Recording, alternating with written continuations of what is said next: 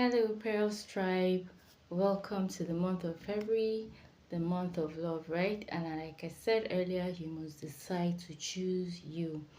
We're going to be running through the Esther curriculum and we'll be learning a few things about Esther. The book of Esther is just 10 chapters and we'll run through it in the month of February. So from chapters 1 to 2, a couple of insights that I want to extract for you. So before Esther became queen, that position had to be vacant. You are well aware that it was Queen Vashti that occupied that position, and when King Xerxes was celebrating from the province of India to Kush, 127 provinces which he governed, right? He had thrown a party for 180 days, and then when he was full of wine, he had asked her to come for his display for his guests, in that sense, just so they could see her, and Queen Vashti refused, and she was told never to stand before the king again. Literally, she stopped becoming queen, and another queen had to be chosen to take her position.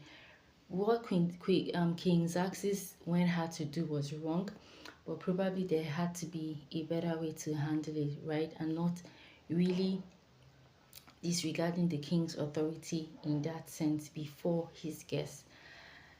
That said, so Mordecai, on the other hand, had been preparing Esther. He was more like Queen Esther's mentor because he had positioned her for the palace. He had been grooming her after her parents died. So we all know that Esther was an orphan, and so he had to groom her and train her through that process of what it's like to be a queen in the palace.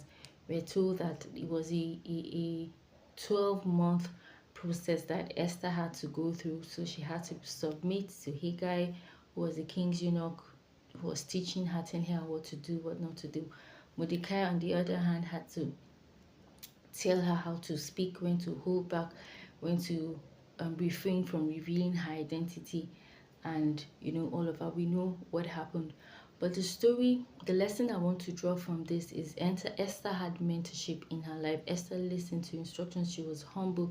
She went through the 12-month process. So there is a process that precedes enthronement, and you must ask yourself, what must I get rid of? What beliefs must I drop? What must I unlearn? Who must I become to take up that position of enthronement? Who is a Mordecai in my life that I can look up to? And when a judgment call is made, just like Memucan did, what are they going to say about you?